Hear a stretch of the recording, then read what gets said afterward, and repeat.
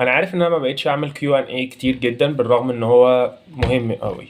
بس انا هبتدي اعمل كيو ان اي عشان لاحظت ان في تعليقين انا حابب ان انا ارد عليهم. اخر تعليق كان من الاء او من علاء محمد، ان هو سمع اخر فيديو وهو كان رايح مقابلة كونسنتريكس وما حصلش نصيب. حلو جدا. في حد تاني برضو راح قدم في شركة وما اتقبلش. عادي جدا. انا جاي اسالك سؤال واحد في كيو ان اي المره دي بقى، انا مش جاي اجاوب، انا جاي اسالك انت عملت ايه بعد ما اخدت الفيدباك. فكر لمده 5 ثواني.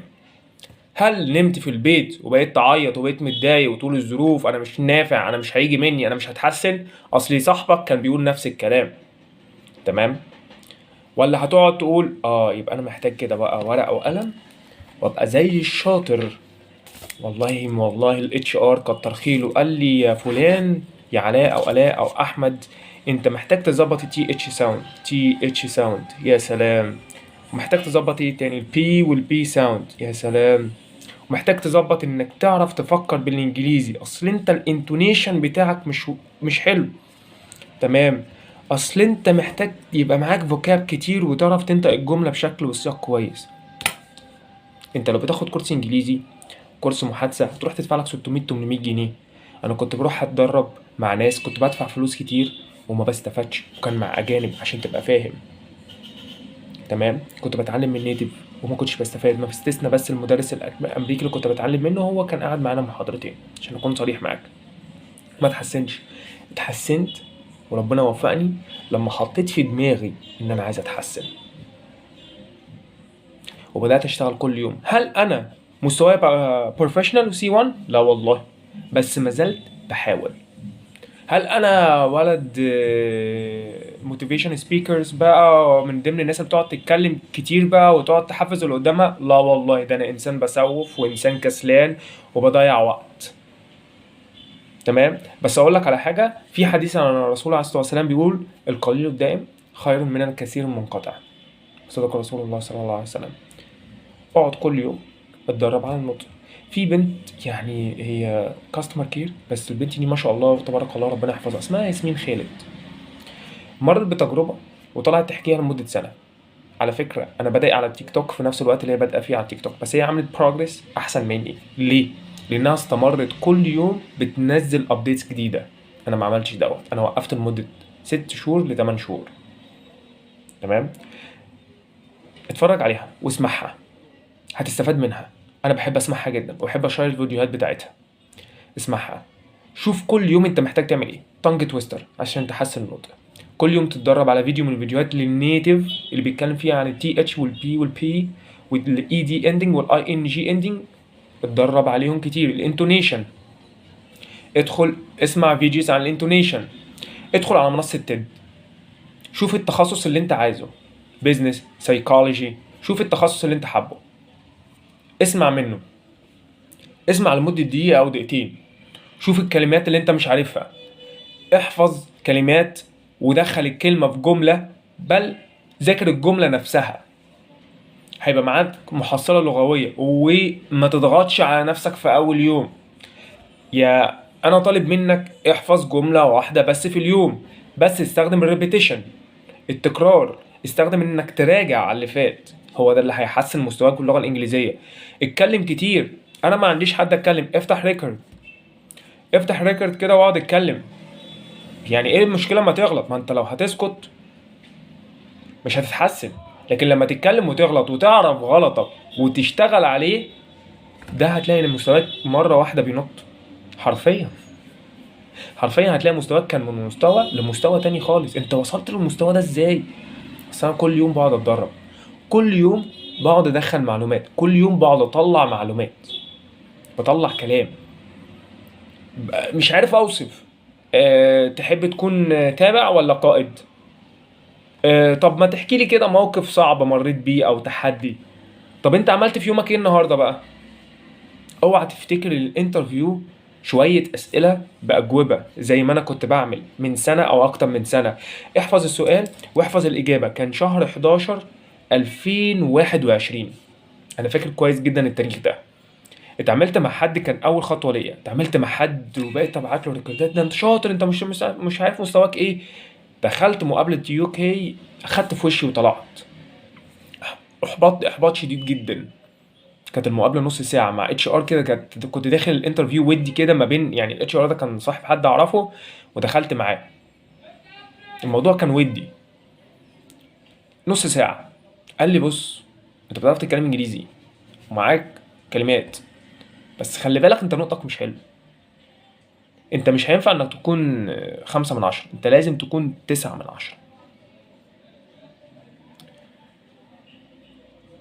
سكت.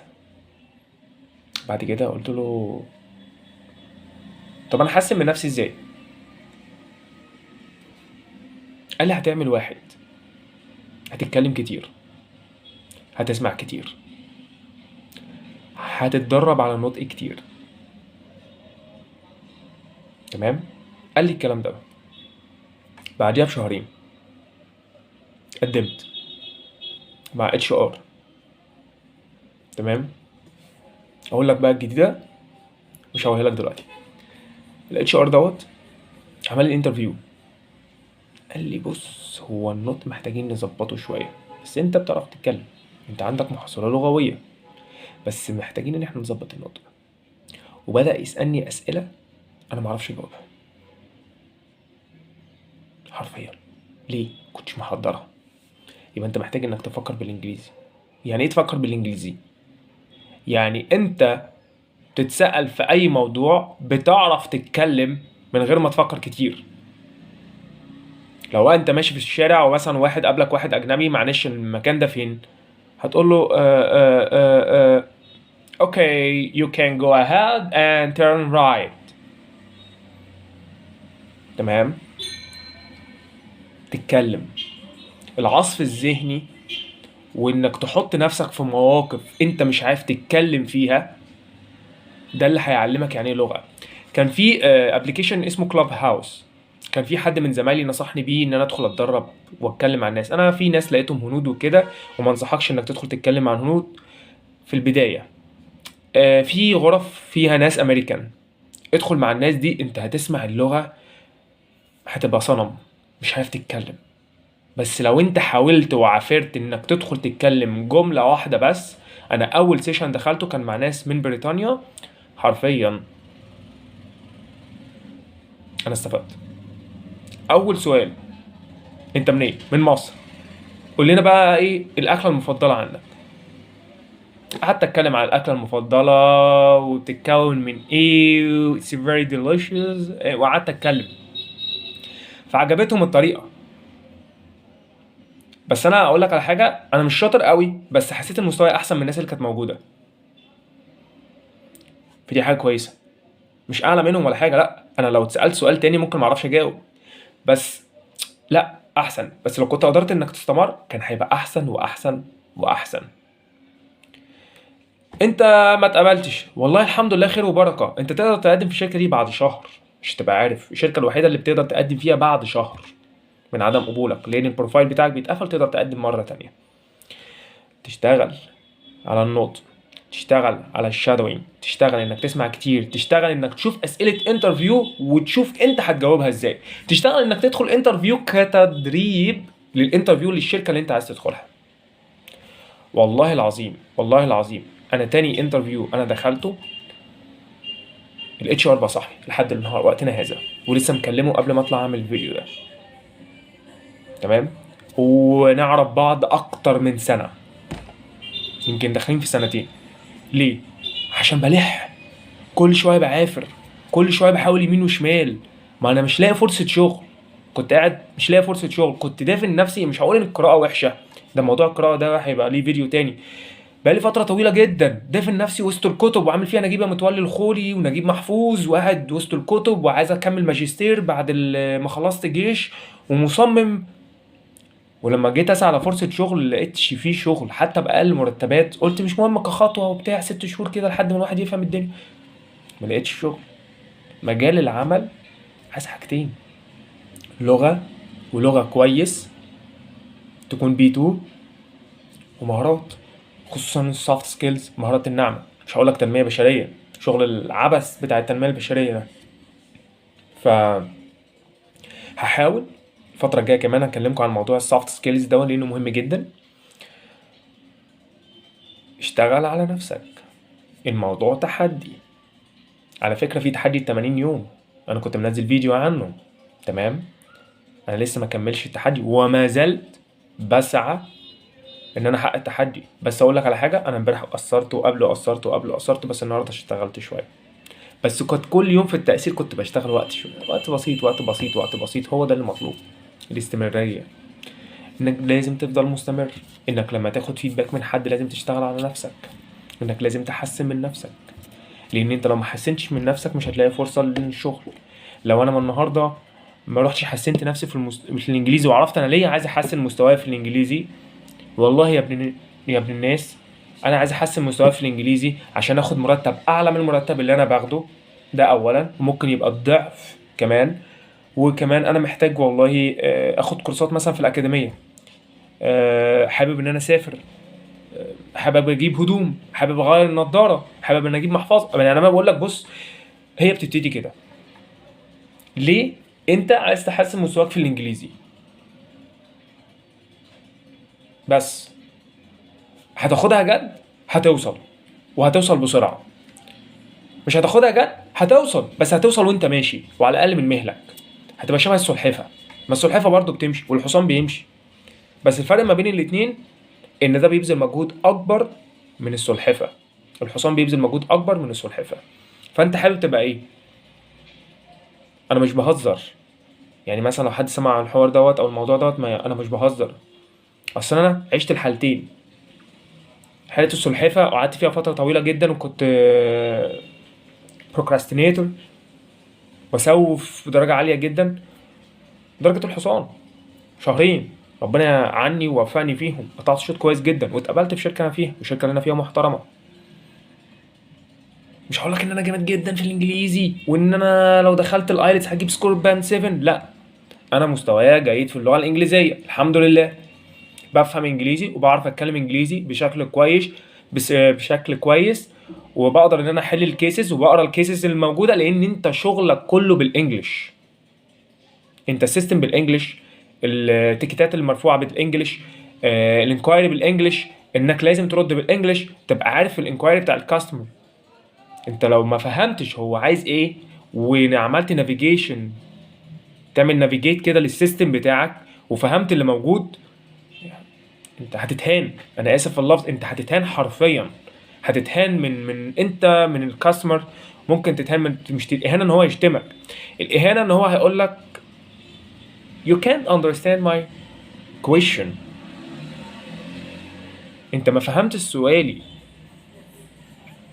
السبورت اللي قاعد على الفلور، التيم مانجر، الكواليتي اللي بيسمعك وسط زمان، انت هتبقى مش فاهم. طب ليه ما تدي نفسك فرصة انك تحسن نفسك؟ الكلام ده انا بقوله لنفسي، اصل انا بسوف وكسلان جدا. عندي بحب النوم وبحب الكسل. قوم، قوم اشتغل، اشتغل اشتغل اشتغل بجد. اشتغل وحسن من نفسك، مش هقولك اكتر من كده. عشان نفسك مش عشان حد. الكلام ده اللي انا قلته اتقال لي من امتى بقى؟ اتقال لي من ايام انا كنت في الكليه، لما كنت مش متحمل المسؤوليه وكنت متدلع وكنت بضيع وقت على الفاضيه والمليانه، وكنت منتظر ان انا اخد مصروفي طبعا. وانا بعمل بروجرس كبير جدا، انا طول النهار قاعد في مكتبه اسكندريه بعد اقرا في كتب وبقعد ابحث واقعد ادور، بس للاسف ما كنتش بتعلم المهارات اللي في سوق العمل، اللي سوق العمل محتاجها. انا كان ليا زمايلي في الكليه، انا ما انكرش ان انا كنت في فتره الصيف كنت بشتغل، ودي خطوه كانت كويسه، تمام. بس ليا زمايلي كانوا بيشتغلوا وبيتحملوا مسؤوليه حياتهم، مسؤوليه كامله. يقول لك لا انا هفضل شغال لحد الدراسه، لحد قبل الدراسه، لحد قبل الامتحانات بشهر، تمام، وبعد كده بوقف. وبيفضل يقعد يذاكر. انا كنت ساعات بقعد اماطل، بس ما انكرش ان انا كنت من الناس الشاطره. يعني ده توفيق وفضل من ربنا، مش تفاخر مني، بس يعني نوعية الناس ان انا كنت بايه، يعني بحب المذاكره شويه او بحب افهم شويه. الناس دي دلوقتي فين؟ ما شاء الله بره الدوله مش جوه الدوله. طب ليه؟ عشان هو اتحمل المسؤوليه من 5 6 سنين فاتوا وجه على نفسه شوية ووصل. هو ده بقى الفرق ما بين السلحفة والحصان. انت عايز ايه؟ انا النهارده هذاكر انجليزي ليه؟ انا عندي غلطة وما زلت بغلطها، وما زال برضه يعتبر الاتش ار بيديني فيدباك فيها، ولحد وقتنا هذا مفهومك في الانجليزي لازم يتغير. حضرتك لازم تدخل الانجليزي في اللايف ستايل بتاعك. انا بتعامل مع الانجليزي كانه دراسة مش لغة، وما زلت بتعامل مع الانجليزي لوقتنا هذا، بس الحتة دي انا مش عارف ان انا عليك تقبلتها وبحاول ان احسنها. سلام، اشوفكم في Q&A جديد باذن الله. ولو عجبك لايك سبسكرايب شير، وفي جرس كده تبقى تضغط عليه وشير مع زمايلك، واللي بيدي لايك ببقى فاهم ان هو ده اللي استفاد. سلام.